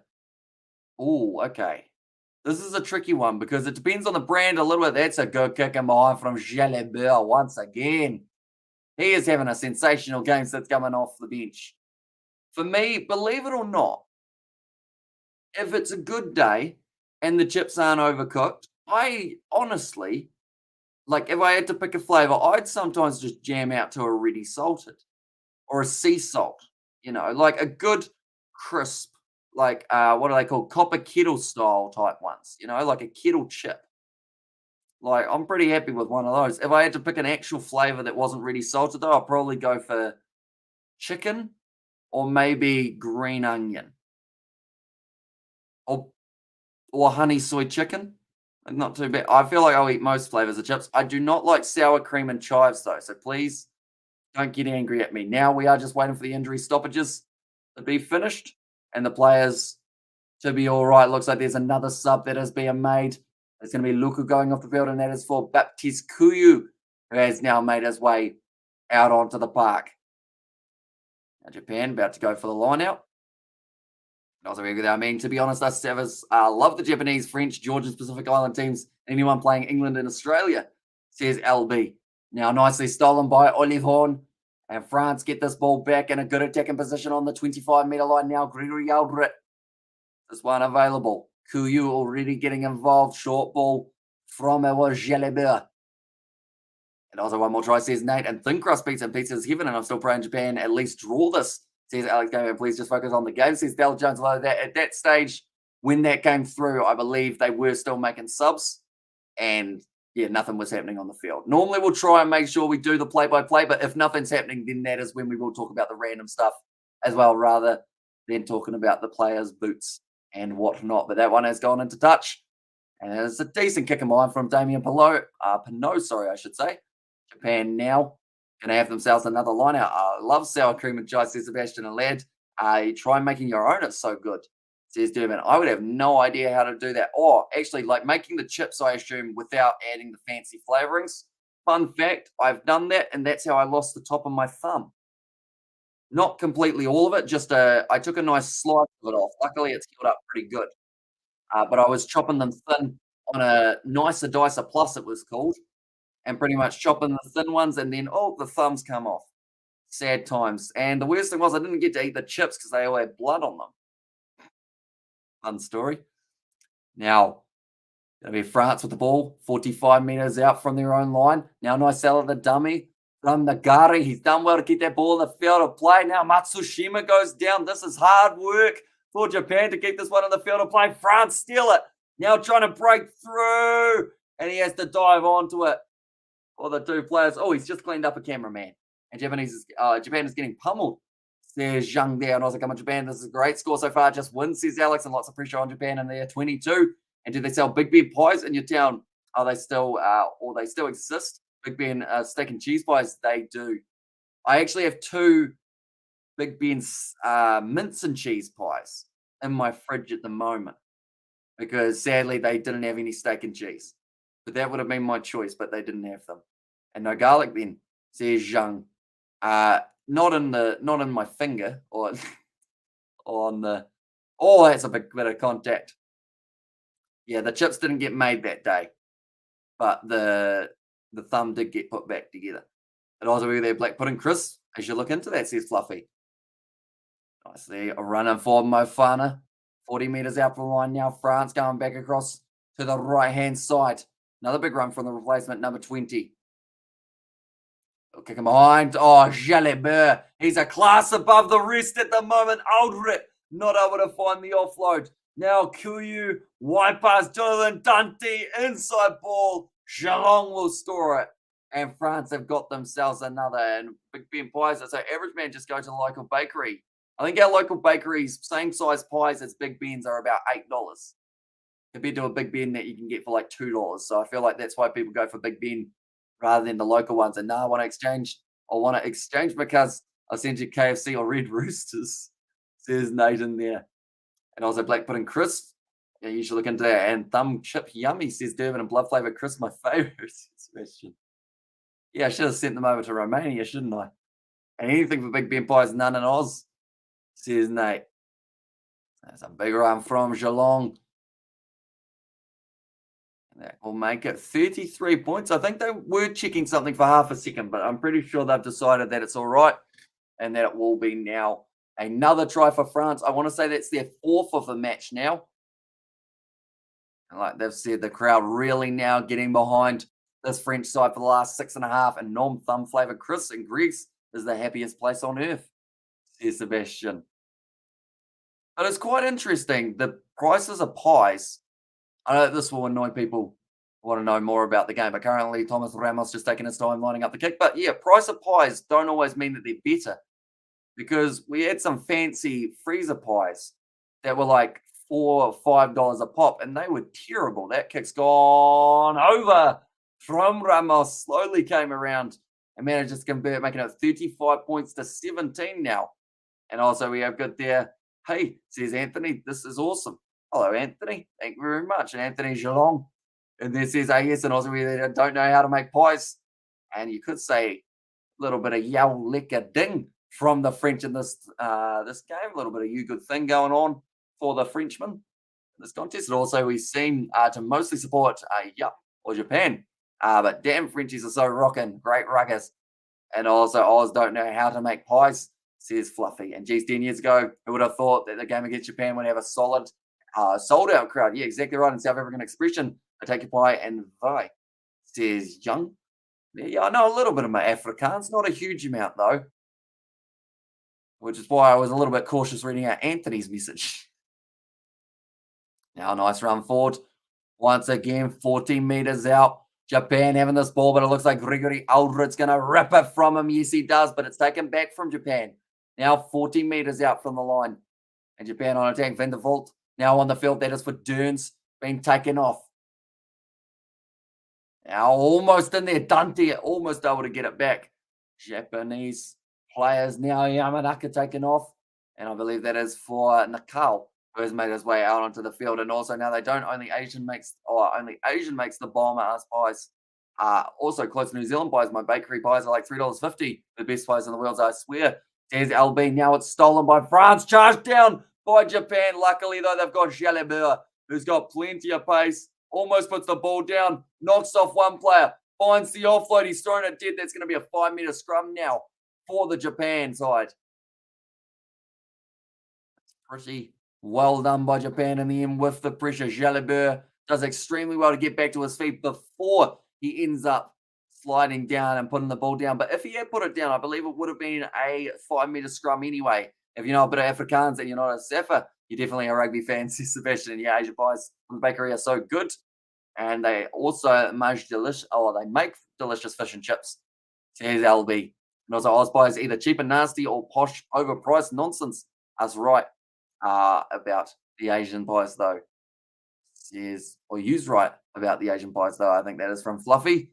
Looking at Romain Intermac, he's already got a bit of a mark forming on his forehead, or kind of on his nose, sorry, I should say, for that knock. Luckily for him, this is the last game that France are playing for their November internationals. They'll be going in now. Nagare has this ball available off to the short side. Now, the set players, where Japan have been at their strongest throughout this contest, and I believe this will be exactly where they want to improve on in the last few moments of the game. Down the wing, Michael Leach does extremely well to keep himself in the field. I play big contact there for Tatafu, just throwing himself at the line. He's put it down. I believe that's a clear knock on from Danny Prezzo. And I have no idea how the referee did not see that, unless my eyes were playing tricks on me. That travelled forward by about half a metre. And now France are going to have this ball available.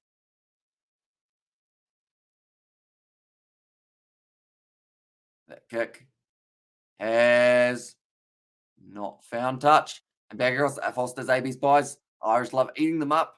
There's Stone Cold now. Matsushima. Ball on the inside off to Dylan Riley. Finds the offload now. 5 metres out from the line. Here comes Japan again for another chance. Now that's going to be offside against France. Surely that's an advantage. They were up earlier than even the referee, and they've won the penalty there, France. Okay, interesting calls in the last minute or so of this contest, and Asian bakeries can't do vanilla slices, though. There's Fluffy. Okay. Interesting.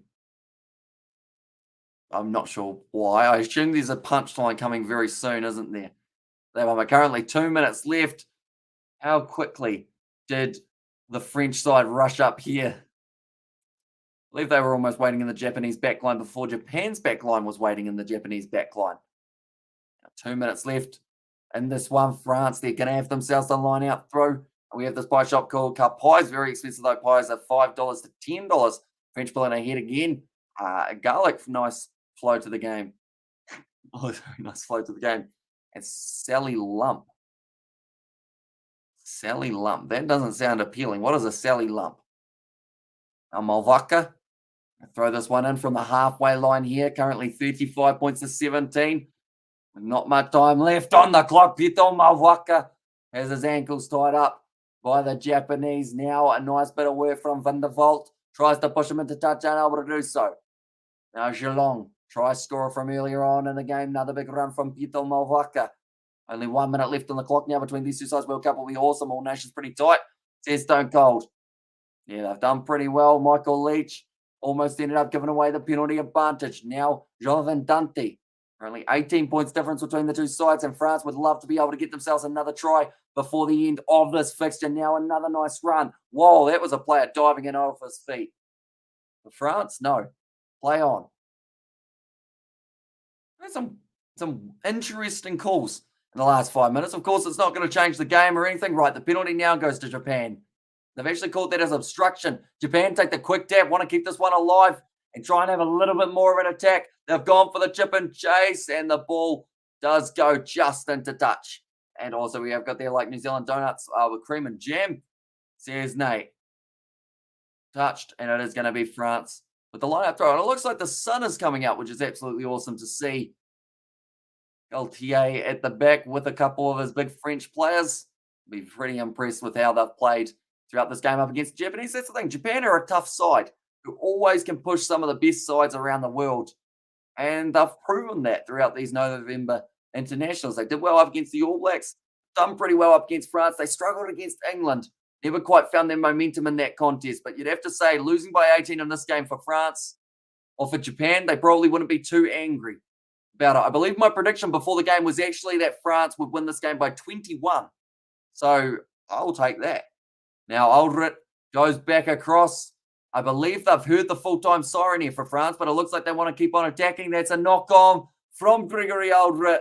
And that's the game, ladies and gentlemen. 35 points to 17. Mathieu Jalabert, shout out, man. Yeah, he was absolutely clinical off the bench. He was doing the chip and chases, doing pretty much everything that the French needed of him. I feel like the lockdowns hurt the Southern Hemisphere teams the most. We came out so behind and now only starting to come back or to come right, says LB in there as well. But that will be the end of this contest, ladies and gentlemen. France winning at 35 points to 17. I believe the next stream that we have got on either this channel or the Kiwi Lad Sport will be one of the FIFA World Cup matches either tomorrow or the next day, depending on time zones. And also a video coming out later on tonight for South Africa versus England. That is for the lineup prediction. And cheers for the stream, Sebastian. No worries at all. And hi, it was great meeting your mum and dad. They stood in for you at the start of the All Blacks versus England game. Yeah, they were up nice and early. That is for sure. But I did enjoy that match until the end. It just had an anti-climax, I guess you could say, by the way that the English were able to fight back. But it was still a very good finish to the contest. And also we have got there, Sweet says Nate. And also before you go, Hamish, what's on this week? So I believe we've got the FIFA World Cup. At the end of the week, we have got South Africa versus England, Australia versus Wales, and then also, I want to say the URC makes its comeback this weekend, if I'm not wrong as well. So we might have a little bit of URC rugby just around the corner also. But yeah, all the regular videos in terms of the lineup video for the predictions and also the lineups when they are announced for the England versus South Africa match. So you'll still see my face a little bit throughout this week. And go get some sleep, brother, says Devin. Yeah, it is almost 4 a.m. here in New Zealand. I will be sleeping relatively soon, ladies and gentlemen. Yeah, it's been an enjoyable weekend, I should say. Once again, huge thank you to everyone who's hit that subscribe button and left likes on the live streams. We have hit 20,000 subscribers over this weekend, and it's been absolutely incredible with how we've been growing recently. We've been putting in a lot of hours, and it's fair to say my sleep has taken a bit of a hit, but, you know, that's what the weekdays are for, isn't it? Well, I have also been working weekdays, so I guess that kind of changes it a little bit more, but I'll find the sleep. Some stage I'll just keep on writing down when I should be sleeping, and we'll be all right. We'll go from there. But thank you all very much for tuning in. If you did enjoy, be sure to leave a like and subscribe to the channel, and I will see you all for the next one.